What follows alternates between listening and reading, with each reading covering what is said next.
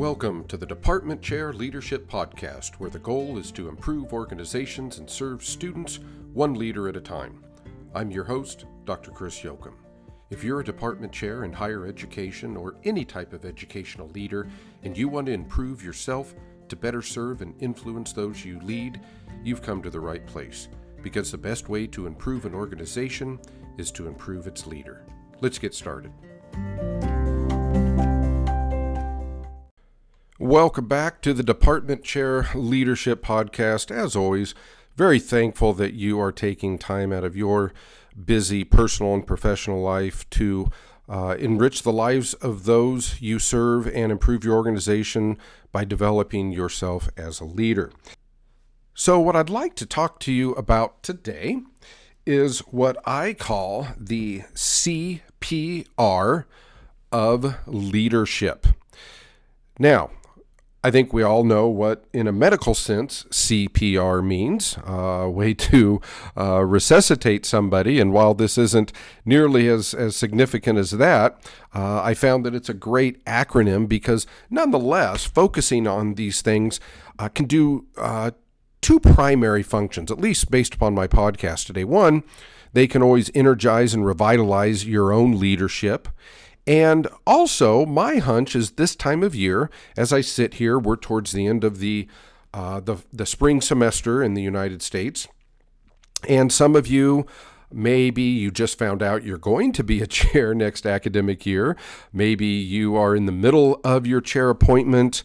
If it's not rotating, maybe, as is common, this is a great time to reflect and pause upon and think about what you want to do in the future, if you want to continue serving, go to faculty. But the reason I bring that up is it's also a really great time for university leadership to start thinking about how they are going to train their new middle-level leaders, those chairs, those directors, program coordinators. Usually when we start the school year in August, that is a common initiative. And so real quick, anyone listening that is looking for a way to train those middle-level leaders, hey, contact me. I would love to talk to you.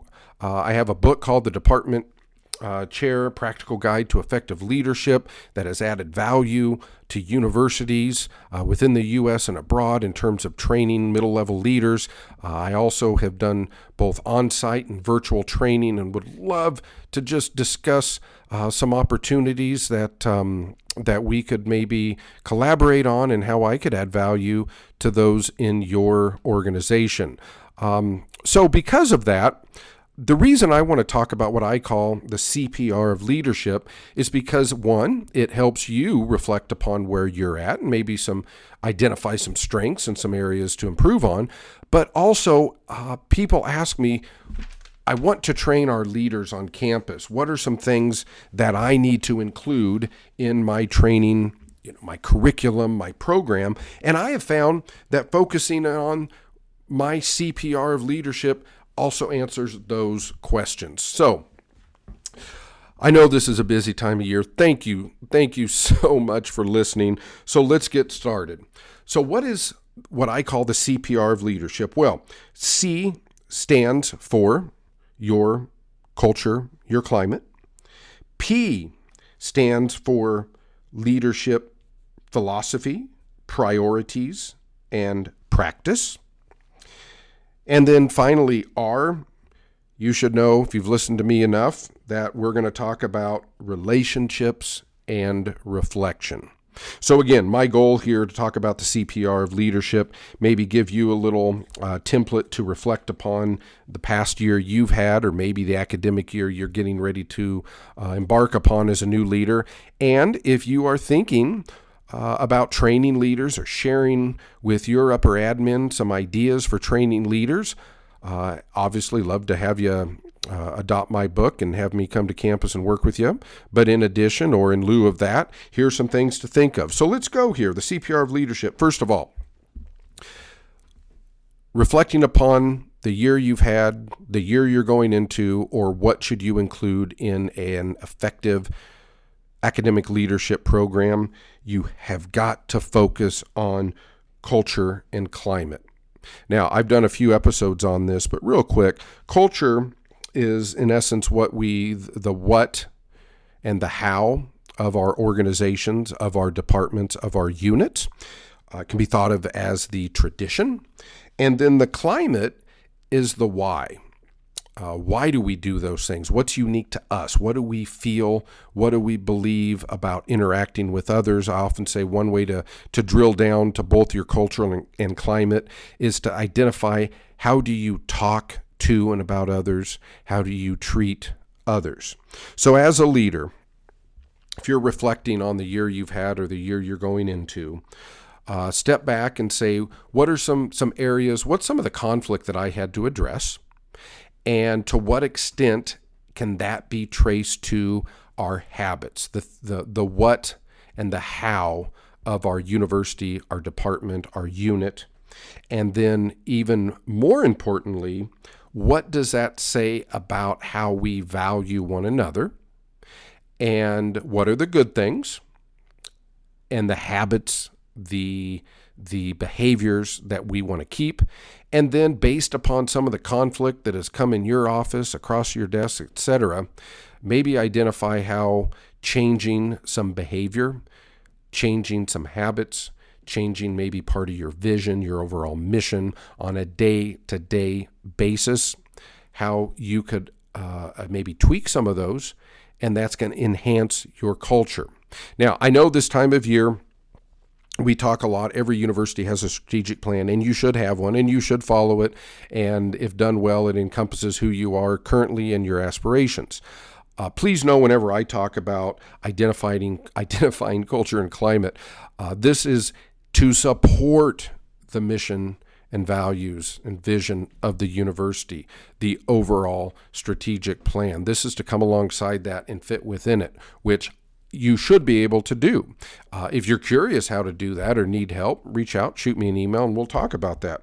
So the C of CPR, leadership CPR, to reflect upon where you've been, where you want to go, is just real quick step back and look at your culture and climate. What are things you did well based upon your habits, your traditions, and your values?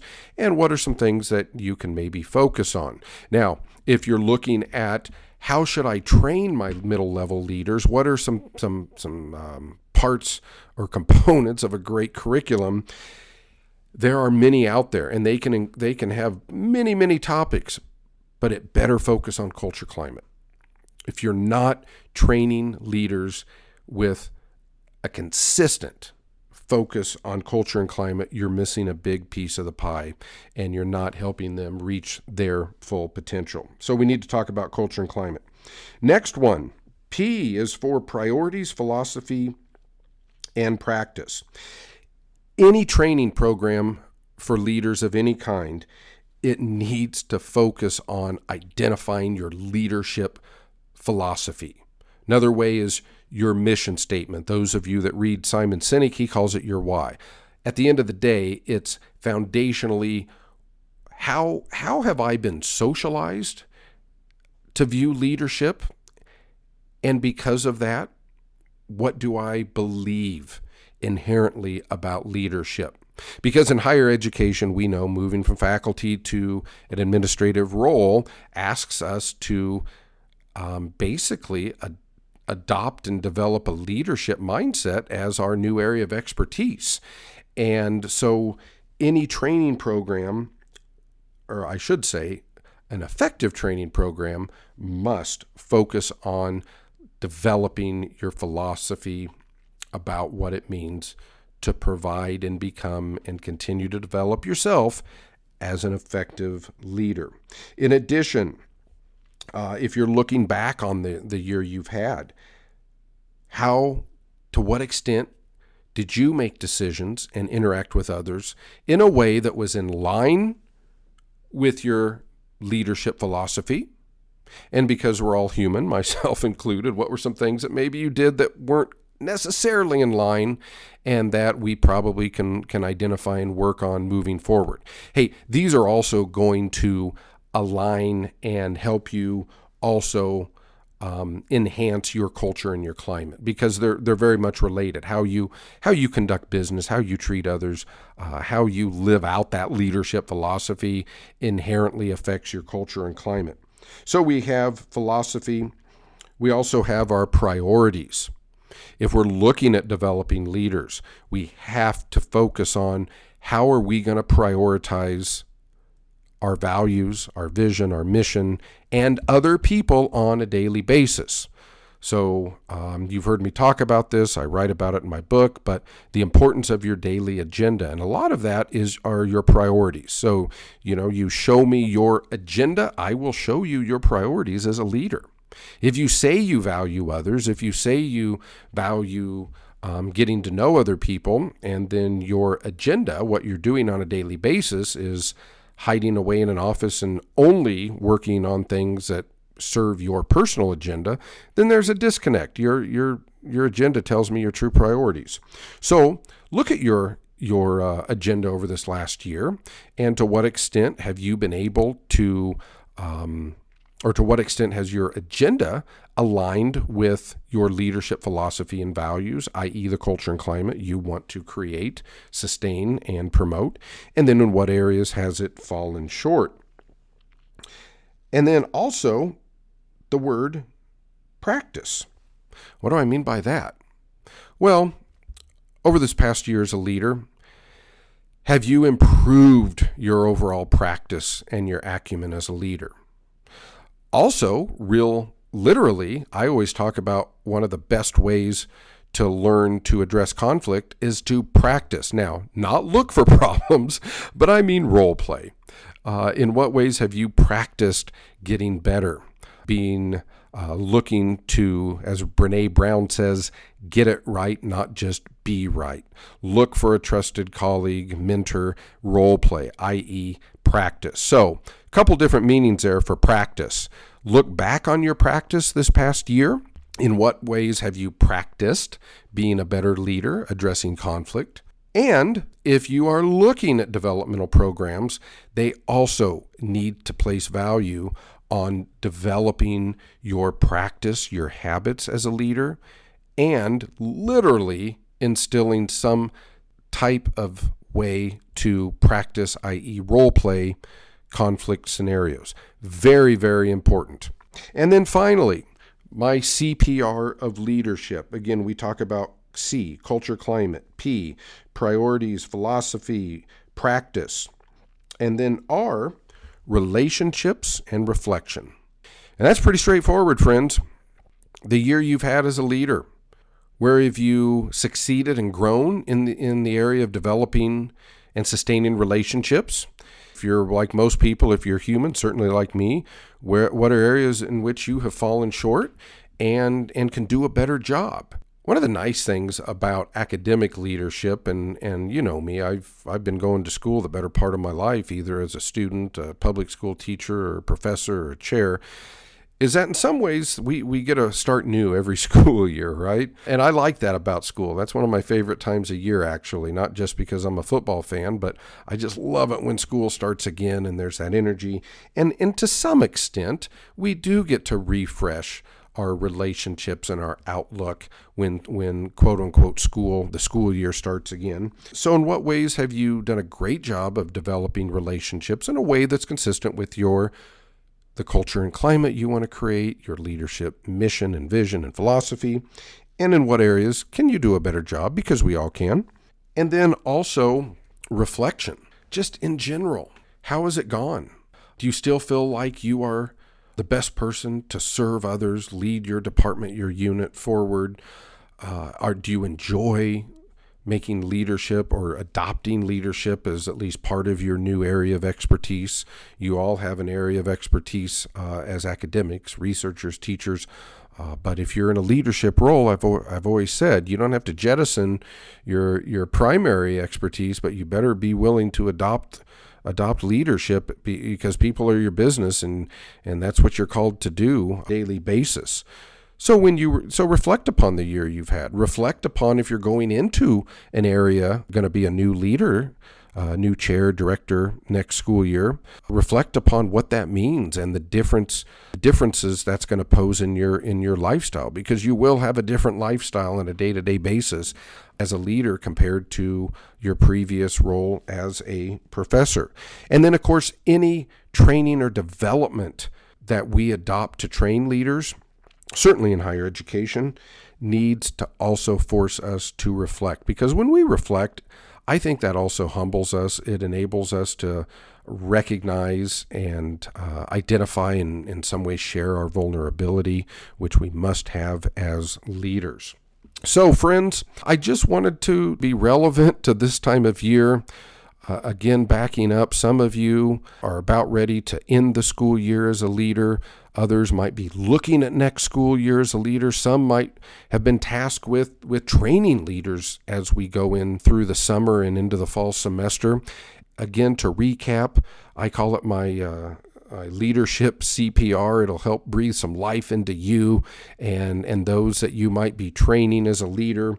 And it's C for culture, climate, P, priorities, philosophy, practice, and then R for relationships and reflection. So again, I would love to have an opportunity to talk to you or some of your admin team if you're interested in adopting my book for a leadership development or professional development, having me come to your campus. As you know, if you've listened to my podcast, I also work with K-12 teachers and admin working on teacher leadership and a lot of the same principles that we talk about in higher ed, because leadership is leadership. So I hope that my leadership CPR has added value to you and ultimately those you serve. As always, friends, I thank you for taking the time to listen. I wish you well, and I'll see you next time. Thank you for listening to the Department Chair Leadership Podcast. If you want to learn more about my leadership philosophy and how to be an effective chair, please consider my book, The Department Chair, A Practical Guide to Effective Leadership. You can find this and learn more about me by going to cjleadership.com. Also, please be sure to like this podcast, leave a review, and share with your colleagues. Thanks again for improving your organization and those you serve by improving yourself. Take care.